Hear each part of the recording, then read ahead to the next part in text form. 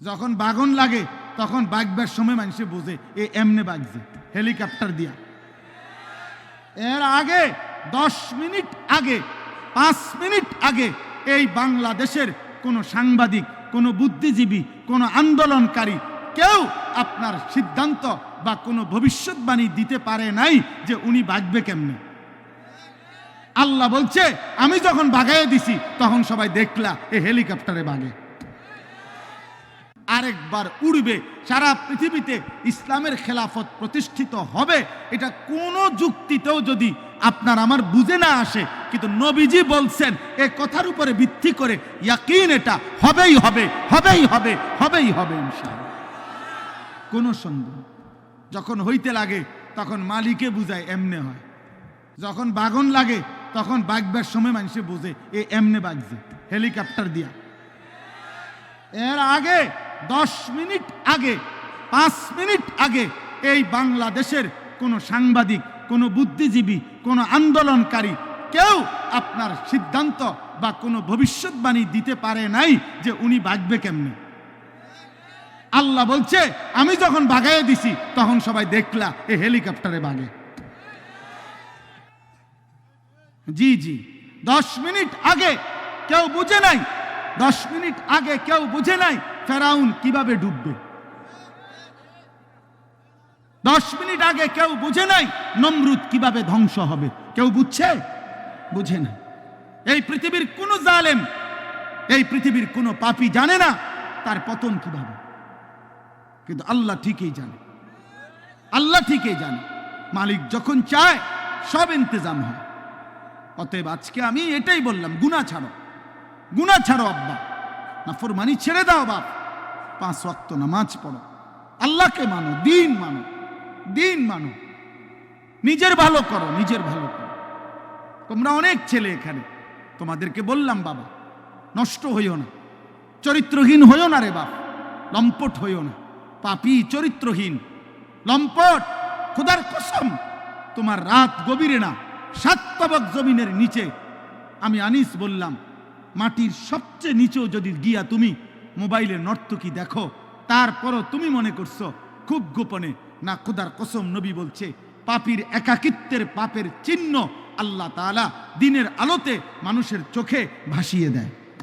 মানুষ চেহারা দেখলেই বুঝে, মানুষ চোখ দেখেই বলে দেয় তারে দেখতে মনে হয় ফুট্টাখোর, তারে দেখতে মনে হয় বাবাখোর, তারে দেখতে মনে হয় গাঁজাখোর, তারে দেখতে মনে হয় 6 নম্বর 2 নম্বর। তার চেহারা দেখতেই বোঝা যায় তে অসৎ কোনো জায়গার থেকে আইছে, অথচ সে তোমার সাথে ছিল না, কিন্তু চোখ বলে দিছে। এটা আল্লাহর কুদরত, আল্লাহর কুদরত। মানুষ জুনায়েদ বাগদাদিকে ডাকাইত বলে না, ডাকাইতের জুনায়েদ বাগদাদি বলে না। মানুষ দিনের রাত বলে না, রাতকে দিন বলে না। অতএব আপনি আমি যেমন মানুষের কাছে চিহ্নিত হবেন তেমন, এটাই সত্য, এটাই সত্য। আপনি করবেন চুরি, মানুষে মনে করবো আপনি বাইজিৎ বুস্তামি আয়ো, মানুষে ব্যাগ কল, মানুষে চিরা খায়, মানুষে ভাত খায় না। অতএব এটা আমি প্রত্যেককে বললাম, আমরা আজকে ইনশাআল্লাহ নিয়ত করি, নিয়ত করি। আল্লাহ বলছে কুলিয়া ইবাদিয়াল্লাযীনা আসরাফু আলা আনফুসিহিম লা তাকনাতু মির রাহমাতিল্লাহ। আল্লাহ বলছে বন্ধু আপনি বলে দেন, হে আমার বান্দারা, তোমাদের গুনাহ যত বেশি হোক, পাপ যত বেশি হোক, তোমরা আমার রহমত থেকে নিরাশ হইও না। আমি আল্লাহ ওয়াদা দিলাম যথাযথ পন্থায় আমার কাছে আসলে আমি সমস্ত গুনাহ মাফ করে দেব। ইন্নাহু হুয়াল গফুরুর রাহিম, আমি আল্লাহ ক্ষমাশীল, আমি দয়াবান। যথাযথ পন্থা কি? আল্লাহ বলেন মাফ নিতে হলে সব গুনাহ আমাকে 2টা কাজ করতে হবে। ওয়া আনিবু ইলা রাব্বিকুম, আল্লাহ বলেন 1 নম্বরে তুমি তওবা করো তোমার রবের নিকটে। তওবা করো মানে তুমি আগের গুনাহ ছেড়ে দাও, আর করবে না, ওয়াদা দাও, লজ্জিত হয়ে মাফ চাও। আল্লাহ বলেন এই 3টা জিনিস, গুনাহ ছেড়ে দিবা, আর করবা না, ওয়াদা দিবা, লজ্জিত হয়ে মাফ চাইবা, তাহলে আমি আল্লাহ তোমার এমন তওবা শতভাগ কবুল করে আসমান পর্যন্ত গুনাহ হলেও মাফ করে দেব। ওয়া আসলিমু লাহু, আর 2 নম্বরে এখন থেকেই, যখন থেকে ভুল বুঝতে পেরেছ, এখন থেকেই আমার আনুগত্য শুরু করো, এখন থেকেই নামাজ পড়ো, এখন থেকেই গুনাহ ছাড়ো, এখন থেকেই হালাল পন্থায় চলো, এখন থেকেই আমি আল্লাহর গোলামি শুরু করো। মিন ক্বাবলি আন ইয়াতিয়াকুমুল আযাবু সুম্মা লা তুনসারুন। আল্লাহ তাআলা বলেন যে বান্দা, এই দুই কাজ, এক নম্বরে গুনাহ ছেড়ে দিয়ে তওবা করো, দুই এখন থেকেই আমার আনুগত্য ইসলাম মানা শুরু করো। কয় এই দুটোটাই আল্লাহ বলছে আযাব আসার আগে, অর্থাৎ মৃত্যু আসার আগেই করে ফেলো। সুম্মা লা তুনসারুন, কিন্তু মৃত্যু আসলে তোমাকে আর সাহায্য করা হবে না, সাহায্য করা হবে না। সেদিন আর তুমি কিছুই করতে পারবে না, কিছুই করতে পারবে না। ওয়াত্তাবিউ আহসানা মা উনজিলা ইলাইকুম মির রাব্বিকুম। আল্লাহ বলেন আর সর্বশেষ তোমার জীবনটা তুমি আমার কোরআনের অনুসরণ করো। মিন ক্বাবলি আন ইয়াতিয়াকুমুল আযাবু বাগতাতাও ওয়া আনতুম লা তাশউরুন। আমি আল্লাহর পক্ষ থেকে হঠাৎ মৃত্যু আসার আগে আগেই, যা তুমি বুঝতেও পারবে না। আমার ভাই, আমার বন্ধু, আমার কথা শেষ, আমার কথা শেষ। আমি প্রতিটা যুবক, প্রতিটা কিশোর, প্রতিটা বাবা, পর্দার আড়ালের মা বোন, আমিও আপনাদেরকে বলি, না শুনলেও কোনো অসুবিধা নাই। আজ 21 বছর ধরে মালিকের কথা আমরা এইটুকু বলার চেষ্টা করি সব সময়, এই আশায় বলি যে হেদায়েত, পরিবর্তন আল্লাহর হাতে। পৃথিবীর কোনো বক্তার হাতে পরিবর্তন নেই। পরিবর্তন কার হাতে? হেদায়েত কার হাতে? আল্লাহর হাতে। সর্বশ্রেষ্ঠ রাসূলের হাতেও হেদায়েত নেই, হেদায়েত আল্লাহর হাতে। বলে যাওয়া দায়িত্ব, বলে যাওয়া। এই জন্য আমরা বলে যাই। আলহামদুলিল্লাহ, আমরা আশাবাদী। প্রতিদিন বাংলাদেশে, এই আমার শেষ 2 মিনিটের কথা, প্রতিদিন বাংলাদেশে এখন দেশের হালাত অনেক ভালো। এটিকে ভালো যে প্রতি মুহূর্তে এখন যুবক, কিশোর, নওজোয়ান, এই নতুন প্রজন্ম ইসলামের দিকে ফিরছে। আলহামদুলিল্লাহ, এটা আমাদের জরিপ। আমরাও দেশের খোঁজ খবর রাখি। আমরা চাঁদের দেশে থাকি না, আমরা মঙ্গল গ্রহে থাকি না, আমরা এই দেশেই থাকি। আলহামদুলিল্লাহ, অসংখ্য অগণিত যুবক আমার জানা মতে, আলহামদুলিল্লাহ, যারা গুনাহ করতে করতে বিরক্ত হয়ে গেছে, এখন আর ভাল লাগে না, এখন আর ভাল লাগে না, নতুন কিছু চাচ্ছে। এই নতুনটাই ইসলাম, নতুনটাই ইসলাম। বাংলাদেশের অগণিত ইউনিভার্সিটিতে বর্তমানে নওজোয়ান ছেলেরা আল্লাহর কথা, রাসূলের কথা, নবীর জীবনের কথা শুনে চোখের পানি ফেলে অঝরে কাঁদতেছে। এই সেদিন সারা পৃথিবী দেখছে, নর্থ সাউথ ইউনিভার্সিটির ছেলেরা রাসূলুল্লাহ সাল্লাল্লাহু আলাইহি সাল্লামের সিরাত জীবনের কথা শুনে হলে উপস্থিত মঞ্চে অঝরে বাচ্চার মতো কাঁদছে। ইউনিভার্সিটির ছেলেরা, বহু ইউনিভার্সিটির ছেলেরা আমগোর সাথেও যোগাযোগ করে যে আলহামদুলিল্লাহ হুজুর, আমরা আমাদের জায়গা থেকে দ্বীনের কাজ করছি, কোনো দল পার্টি বুঝি না, আমি আল্লাহর দিকে ফিরছে। তুমি যুবক, তুমি কিশোর, মনে রাখো তুমি হয়তো বাদ পড়ে যাবে, ইমানদার ঠিকই জাগবে, জাগবে। আলহামদুলিল্লাহ, সারা বাংলাদেশে আমরা একটা মেহনত করি। সমস্ত নওজোয়ান আমি দাওয়াত দিলাম, আমাদের একটা ছোট্ট মেহনত আছে। সেটা কি? ফজর ক্যাম্পেইন। আমরা এই কাজটা করি, মানে ফজরের নামাজের মুসল্লি বৃদ্ধির চেষ্টা করি কিশোর যুবকদের মাধ্যমে। কিশোর যুবক বর্তমান সময়ে ফজরের নামাজে তাদেরকে উপস্থিত করাবার চেষ্টা খুব করা উচিত, খুব করা। এই জন্য আলহামদুলিল্লাহ এখন ব্যাপকভাবে আমরা চেষ্টা করি, বলি যে একজন যুবক, একজন কিশোর, তুমি সিদ্ধান্ত নিবা যে আমি ফজরের নামাজ পড়ব, আমার একজন বন্ধুকে ফজরের নামাজের জন্য উঠাবো। তোমরা 2 জন হবা, তোমরা 2 জনকে আবার ডাকলে 4 জন হবে, 4 জনে ডাকলে 8 জন হবে, 8 জনে ডাকলে 16 জন হবে। এইভাবে ইনশাআল্লাহ ফজরের মুসল্লি বাড়বে। ফজরের মুসল্লি কেন বাড়ানো দরকার? 1 নম্বর কথা হলো, ফজরের মুসল্লি যারা রাসূলের হাদিসের বাণী মাহাদির সৈনিক, তারা ফজরের মুসল্লি, তারা যারা দাজ্জালের বিরুদ্ধে লড়বে, তারা ফজরের মুসল্লি যারা বিশ্বময় ইমানের পতাকা উড়াবে, তারা। এই জন্য আগামীর পৃথিবীতে ফজরের মুসল্লি আল্লাহর জন্য লড়াই করবে। এই জন্য তোমাদেরকে বললাম, যুবক, তোমরা তোমাদের জায়গায় মেহনত করো।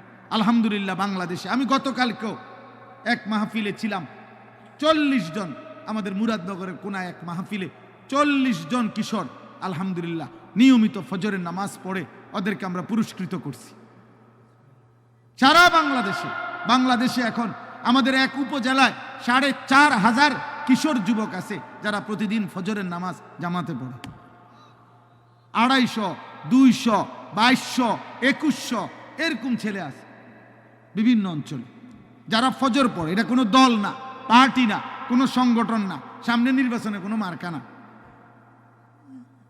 আল্লাহর জন্য ফজরের মুসল্লি বৃদ্ধির চেষ্টা করি। আমার ব্যক্তিগত সাধনা কিশোর নওজোয়ান আল্লাহর দিকে ফিরবে, এই জন্য আমি আমার মাদ্রাসা কুমিল্লা ক্যান্টনমেন্ট ময়নামতি সাহেবের বাজার ওইখানে 118 শতক জায়গা আলহামদুলিল্লাহ বড় জায়গা কিনছি। আমার একটা আশা, একদিকে বাচ্চাদের মাদ্রাসা হবে, একদিকে সারা বাংলাদেশের যত কিশোর যুবক স্কুল কলেজ ইউনিভার্সিটিতে পড়ে অথবা পড়ে না অথবা অন্য বয়সী একেবারে দিন মজুর কুলি ঠেলাওয়ালা বছরের যেই কোনো সময় আমি আলাদা মাদ্রাসা করতে চাচ্ছি, শিক্ষক কর্মচারী রেখে আলাদা, যে যেই কোনো দিন যার যেটুকু সময় হয় এটুকু সময়ের জন্য মাদ্রাসায় আসবে, দিন শিখবে। যেদ্দুর এদ্দুর আমার একটা স্লোগান, যে আসবে যখন দিন শিখবে তখন, যার সময় যতক্ষণ দিন শিখবে ততক্ষণ, কম হোক বেশি হোক। একটা তুমি অজুটাই শিখো, তুমি রুকুটাই শিখো, তুমি আলহামদুলিল্লাহ সূরাটাই ঠিক করো, অল্প হোক, শুক্রবারে আসো, শনিবারে আসো, বন্ধের দিন আসো, কোনো এক বেলা আসো। আলহামদুলিল্লাহ এই পর্যন্ত এই 2025 সালে আমার মাদ্রাসায় আমরা 2টা বন্ধে, প্রথম সাময়িক এবং দ্বিতীয় সাময়িক পরীক্ষার বন্ধে 3 দিন স্কুল কলেজের ছেলে বরাবর একদম রেজিস্ট্রেশন করা 500-র মতো কিশোর ছেলে যুবক ছেলে কলেজ ইউনিভার্সিটির স্কুলের আমরা অজু নামাজ সূরা কেরাত দোয়া কালাম শিখাইছি। আর হবে ইনশাআল্লাহ রমজানের আগে, এবং এটাকে সারা বছরের রূপ দিতে চাই।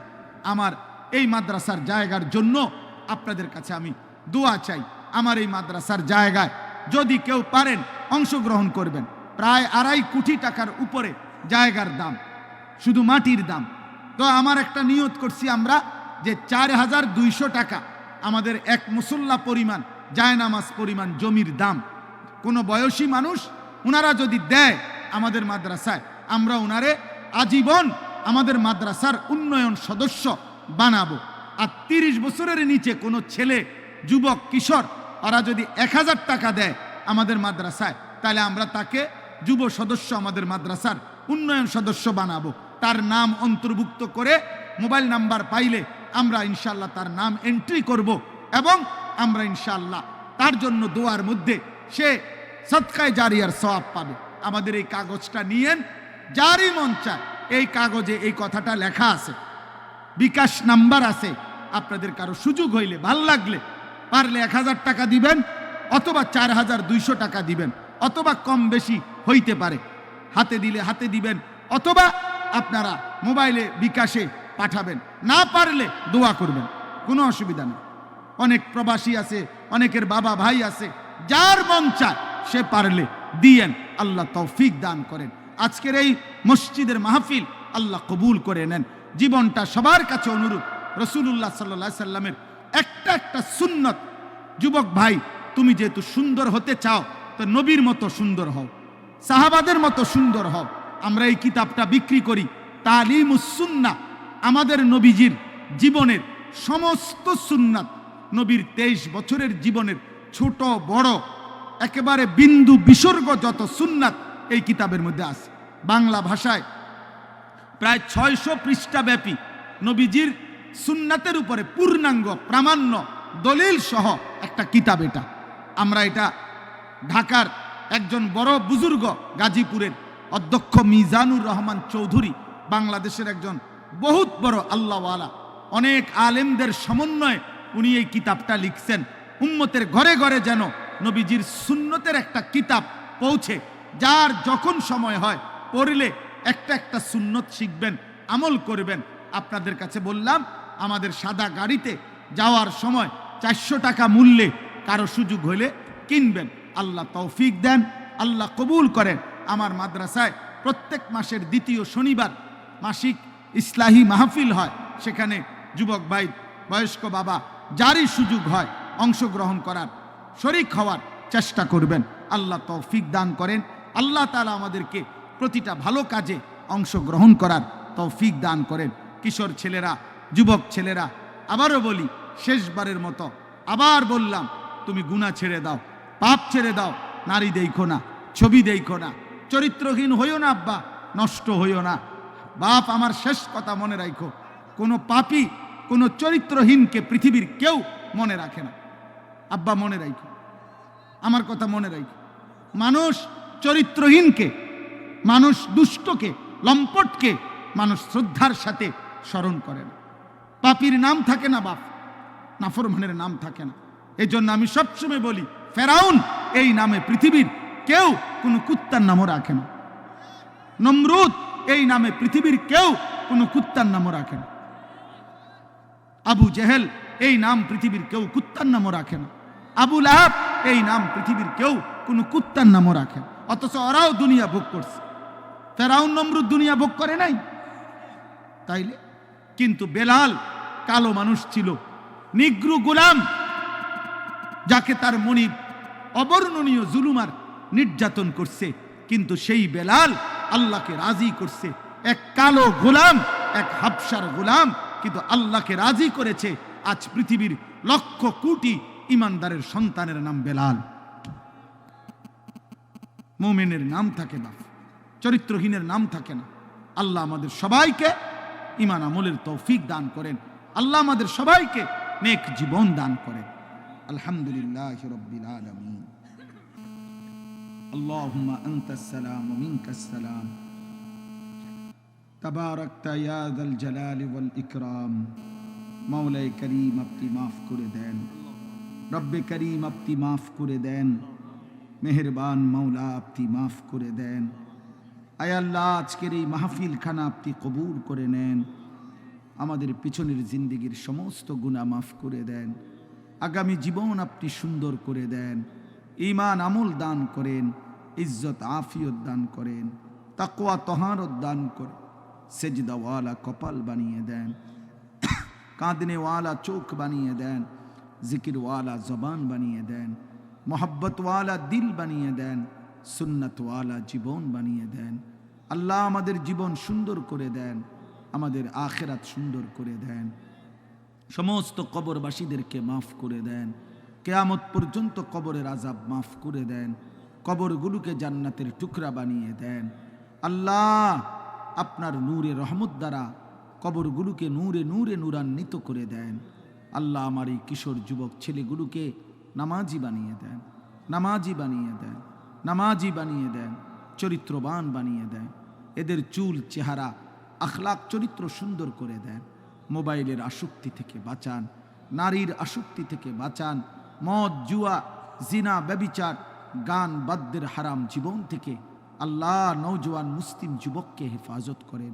আগামীর মাহাদির সৈনিক হওয়ার জন্য, ফজরের মুসল্লি হওয়ার